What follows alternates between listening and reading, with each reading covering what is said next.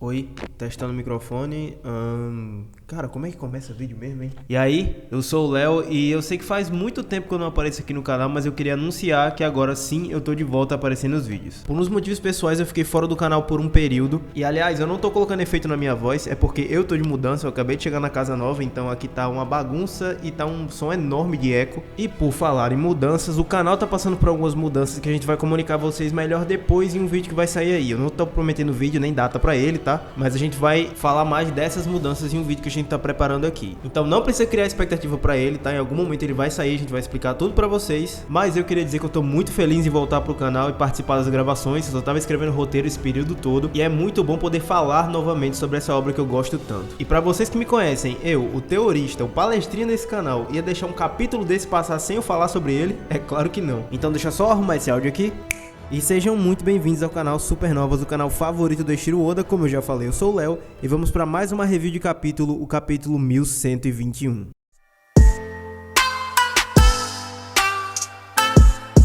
Luffyは海賊王になる男だ。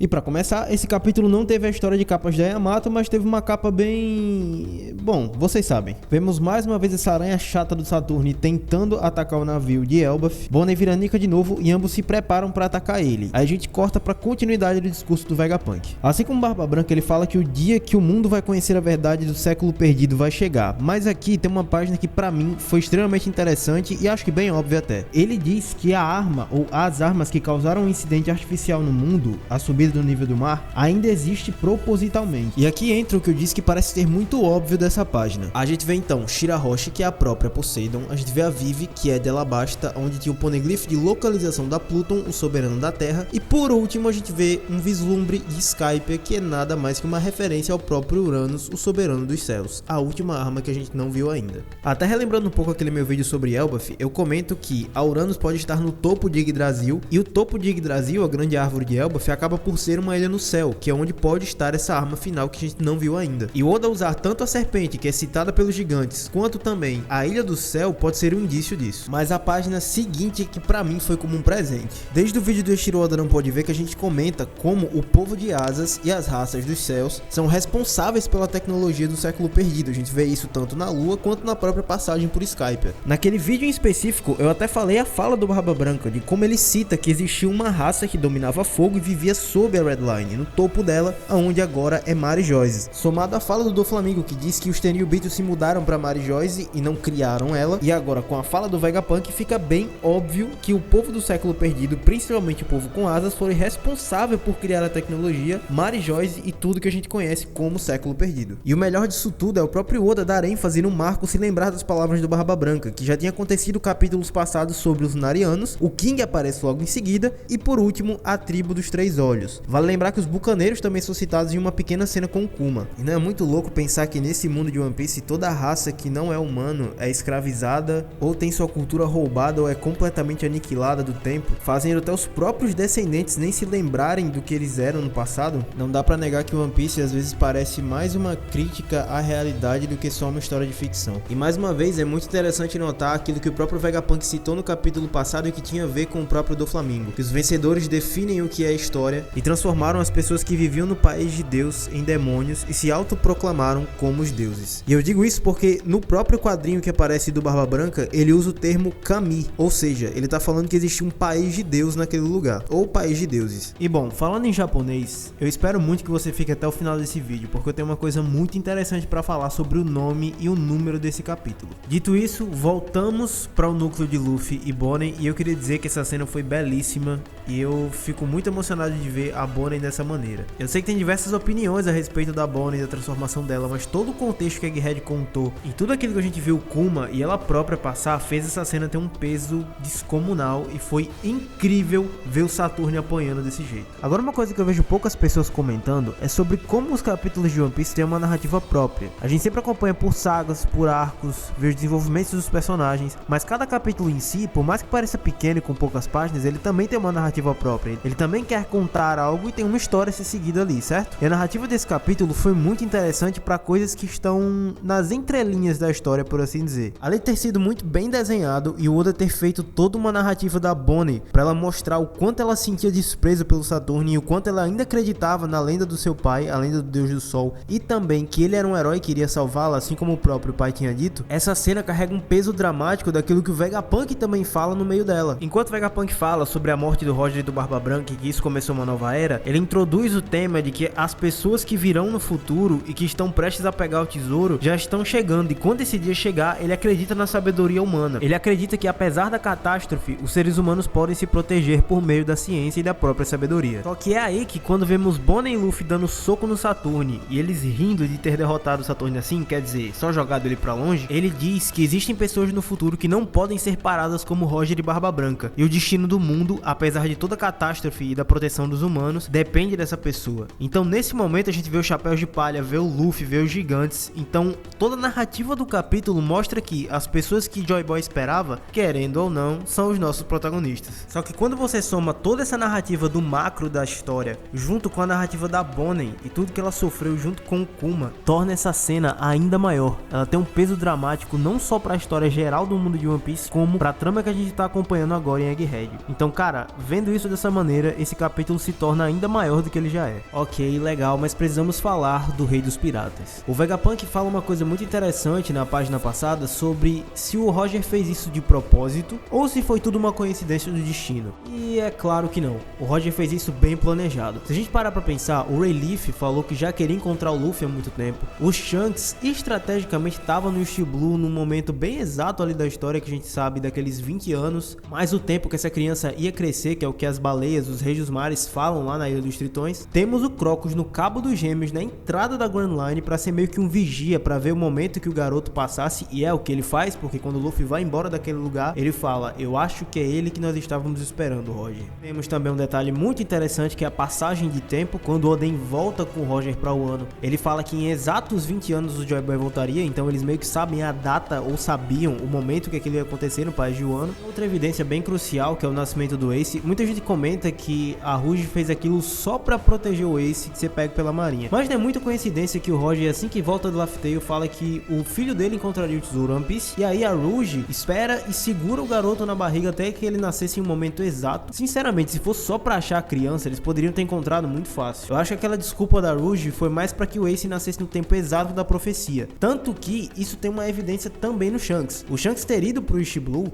pra entregar a fruta que ele roubou, na verdade pro Ace que tava no East Blue, mas acabou que o Luffy comeu acidentalmente. Eu vou muito fundo nessa teoria, tem coisas que eu vou comentar melhor em outro momento, mas é quase certeza que o Roger fez tudo isso planejado. A gente pode até excluir a parte do Ace, mas a parte dos tripulantes dele, com certeza foi bem planejado pelo próprio. O Roger meio que carregou um papel de mensageiro. O Roger, quando chega em Laugh Tale, ele descobre que ele não era a pessoa que o Joy Boy estava esperando, então ele não podia fazer nada, até porque ele ia morrer em um ano depois. Então é nesse momento que ele entende que ele poderia ser um mensageiro para a nova geração que viria. Ele não chegou no tempo exato, mas o tempo exato estava próximo. Então ele se entrega, começa a grande era dos piratas e incentiva o mundo inteiro a tentar encontrar o One Piece. Isso casa muito bem com a fala do Rayleigh sobre a interpretação diferente que o Luffy e a tripulação poderiam ter a respeito do tesouro, porque o Roger não só impulsionou a pessoa certa pro tesouro, como o mundo inteiro. Talvez se outra pessoa que não o Luffy chegue ao tesouro One Piece, possa ter uma interpretação diferente do Roger e do Luffy. E como o Vegapunk vai falar no fim do capítulo, o tesouro vai depender da interpretação de quem chegar lá. Então entendem que o Roger, ele é só um mensageiro, ele levou a mensagem pro futuro e preparou o caminho para quem chegasse. Falando sobre a tripulação do Roger, o Rayleigh e o Shanks aparecem nesse capítulo bebendo muito ao ouvir as palavras do Vegapunk. E aqui eu fico me perguntando, isso é porque ambos se lembraram do que viram naquele lugar ou pela memória do capitão deles? Mas espera aí, eu falei que eles viram naquele lugar. Será que o Shanks viu?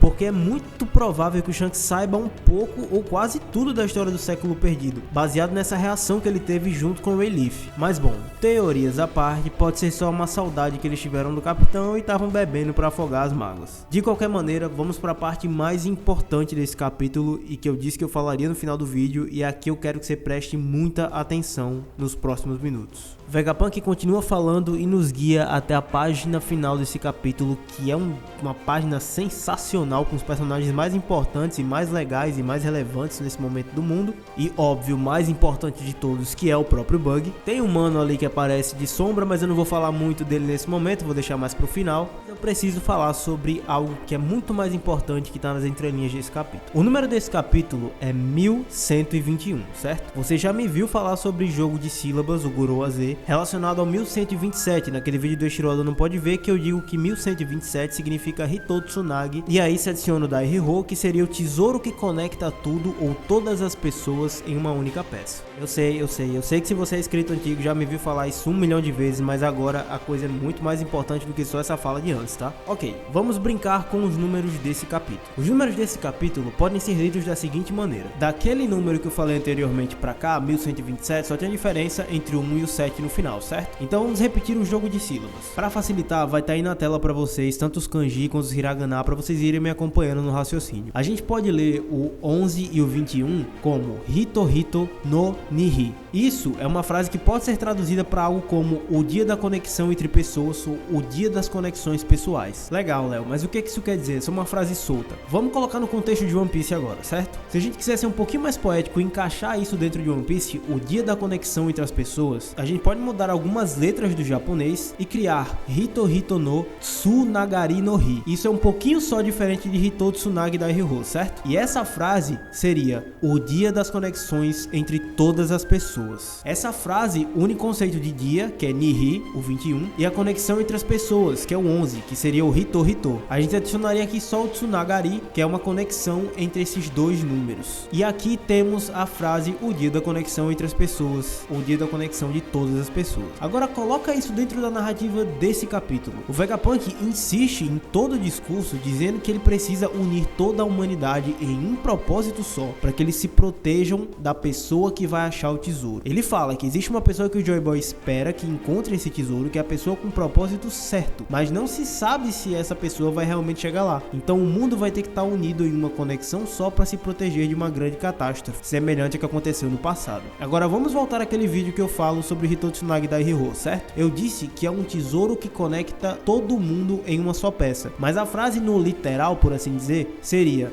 o tesouro que conecta as pessoas ou o tesouro que conecta todas as pessoas. Agora junte isso a esse capítulo, a gente vai ter o dia da conexão entre as pessoas, o dia que alguém vai achar o tesouro conecta todas as pessoas do mundo, o tesouro One Piece, o Hitou Tsunagi. Naquele vídeo era só uma teoria, era só um jogo de números que eu encontrei baseado nas luas que a gente encontra ao longo do mangá, mas agora parece fazer todo sentido, porque a gente tem uma evidência de uma narrativa de capítulo, a gente tem um capítulo que mostra isso dentro do mangá. Isso porque Hitou Tsunagi Dairyou, ou só o Hitou Tsunagi, pode ser lido de 3 formas diferentes. Seria algo como um mar de paz, a corda que liga todos os homens e o próprio nome tesouro One Piece. Então, o que quer que seja esse tesouro, ele consegue unir todas as pessoas do mundo em um único propósito. Ou a pessoa que encontrar esse tesouro pode usar esse único propósito e separar o mundo inteiro. É por isso que os personagens que aparecem no final são muito relevantes. É por isso que a interpretação de quem chegar ao tesouro é importante e é dito por Relief, e também reforçado por Vegapunk nesse capítulo. Se, por exemplo,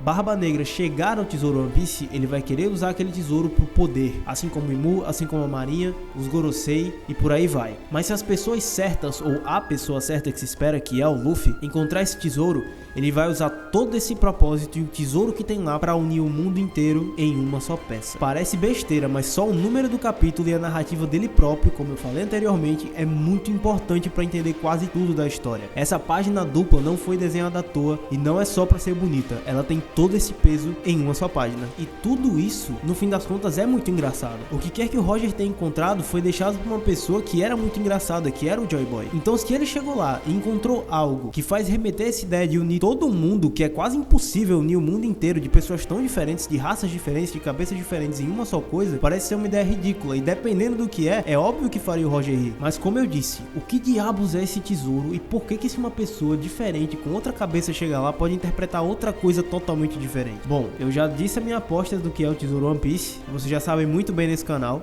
e esses capítulos só me fazem acreditar cada vez mais, mas eu queria muito deixar esse espaço para vocês nos comentários. O que vocês acham com isso que eu falei aqui que pode ser esse tesouro? Um símbolo, algo que realiza o desejo das pessoas? Por último, eu queria só te lembrar que essa ideia de conectar muitas pessoas em um propósito não é nova dentro da história. Em muitos momentos você vê o Luffy levando pessoas pro lado dele, como dito pelo Mihawk lá em Marineford, certo? Mas outras pessoas ao redor do mundo também conseguiram fazer isso. Zebek, Roger, o próprio Shanks, até até o povo da marinha consegue unir pessoas em um propósito só. Parece que a ideia de One Piece é mostrar que todo um mundo consegue se unir em uma coisa só, dependendo de quem for o cabeça dessa revolução, por assim dizer. E parece que o Joy Boy espera que uma pessoa exatamente como ele foi no passado encontre esse tesouro e continue o propósito dele. Mas será que o garoto do chapéu de palha vai realmente fazer isso? Será que é isso que ele quer e aquilo que ele vai fazer com o tesouro One Piece? De qualquer maneira, é muito interessante que também na página final tem pessoas que conseguem unir outras de maneiras totalmente diferentes. Mais uma vez remetendo ao próprio número do capítulo, o nome dele e a narrativa que ele traz. Shanks, com seu carisma, reuniu uma tripulação sensacional e conseguiu diversos aliados ao redor do mundo, que tratam ele como um grande chefe. O Luffy dispensa comentários. O Barba Negra, embora seja um desgraçado, ainda assim conseguiu reunir pessoas tão infames quanto ele e se submeterem a obedecer a ele próprio. O Bug, que é o mais cômico daqui, que consegue unir pessoas incríveis sem querer até. Ele simplesmente atrai essas pessoas para perto dele. Depois a gente vê o Akainu, que é um reflexo oposto à figura que vem em seguida, que é o Dragon. Ambos juntam exércitos e pessoas para cumprirem um senso de justiça, mas totalmente diferentes. A gente tem o Imu, que comanda os Gorosei, que consequentemente comanda o resto do mundo. A gente tem essa figura que não se sabe quem é, mas dá pra dizer que pelo fato de ele estar aqui, significa que ele também é alguém que consegue unir outras pessoas. A gente tem Kobe, Sabo, Aokiji e Garling no final, que também são pessoas que têm postos e que conseguem unir outros. Então toda a narrativa desse capítulo e da história de One Piece parece caminhar para esse propósito. De qualquer maneira, até na prática nós temos isso, já que as pessoas que têm o Haki do Rei estranhamente têm essa habilidade de atrair pessoas para perto delas. Você nunca vai ver, por exemplo, só o atirador de um bando tendo o Haki do Rei e o capitão não. Geralmente é o capitão e outra pessoa. Só que essa história do Haki é muito mais complexa e não vai dar pra comentar tudo nesse vídeo. De qualquer maneira, compartilha muito esse vídeo pros seus amigos. Mostra essa coisa que eu falei sobre o número do capítulo, que além de ajudar o nosso canal, você vai repassar essa ideia, essa teoria. E é o seguinte, no próximo vídeo de perguntas do canal, preste atenção, no próximo vídeo de perguntas do canal, se você mandar um print lá na nossa DM, mostrando que compartilhou em alguma outra rede social, Instagram, Twitter e tal, falando desse vídeo, falando sobre as teorias que a gente trouxe aqui nesse vídeo, você vai ter uma pergunta respondida no vídeo, hein? E capricha na pergunta também, as melhores perguntas e quem compartilhar, claro, pra todo mundo, a gente vai trazer no vídeo de perguntas, então quero ver, hein? E claro, e por último e não menos importante, vamos falar desse cara, dessa silhueta. O Oda já faz um capítulo sensacional e ainda bota esse mistériozinho no final, que é esse personagem. O tiro mais fácil pra acertar quem é esse cara é o homem marcado pelas chamas, ou o cara da cicatriz de fogo. Isso porque, querendo ou não, é o último personagem citado que a gente só sabe o nome e não viu ainda. Tem até outros, mas a gente já tá bem perto de ver. Então, tirando o Imu, é o único mais importante que a gente sabe até agora, que tem toda uma mística em volta dele, que não se sabe muita coisa. O que se deu a entender é que ele é capaz de ler poneglyphs também, ou pelo menos ter algum conhecimento sobre eles. De qualquer maneira, é o único tiro no escuro que a gente pode dar aqui que tem um pouquinho mais de chance de ser. Até se a gente fizesse uma aposta, eu acho que seria mais fácil apostar nele. Mas de qualquer maneira, essa silhueta é muito semelhante à do Shanks. E eu sei que você tá teorizando na sua cabeça que o Shanks tem um irmão gêmeo, mas eu não sei se o Oda ia ter coragem de fazer isso não. De qualquer maneira, vamos comentar isso aqui. Mas se existe a possibilidade de que tenham dois ruivos aí no mundo, esse seja o responsável por falar com os Gorosei e dizer que quer One Piece e por aí vai. Mas eu duvido muito. Eu gosto de acreditar que é algum cavaleiro sagrado ou o próprio homem da cicatriz de queimadura. Até porque, como eu disse, é o único personagem citado. E se tiver um personagem novo, o Oda colocar uma silhueta assim agora, é bem difícil de a gente se apegar a um personagem que foi colocado numa cena tão importante. O Oda tá mostrando todos os personagens mais importantes no mundo de One Piece, falando sobre o homem que vai encontrar o tesouro que conecta o mundo inteiro, e ele coloca esse cara com espada aí que a gente não sabe nem quem é. Então ele deve ter uma importância muito grande, e eu aposto no cara da cicatriz de queimadura, como eu já falei, pelo fato de ele ler poneglyphs. E uma pessoa que lê poneglyphs está bem próximo de pegar One Piece. Mas de qualquer maneira, eu vou parando por aqui porque tem muita teoria ainda pra falar a respeito desse capítulo, e elas não vão parar por aqui nesse vídeo, tá? A gente ainda vai comentar muito sobre ele. Como eu disse, compartilha esse vídeo, mostra esse trecho do vídeo para seus amigos, posta no Twitter, sei lá, onde você quiser, mostra pra galera ver isso. E não se esquece, é claro, de deixar o like se você gostou do vídeo. É muito bom estar aqui de volta e fazer essa review pra vocês. Inclusive, espero que vocês tenham gostado muito. Não se esquece de se inscrever se você não é inscrito, pra aumentar nossa recompensa e ajudar o nosso alcance aqui no YouTube. E é isso, galera. Mais uma vez, muito obrigado e valeu!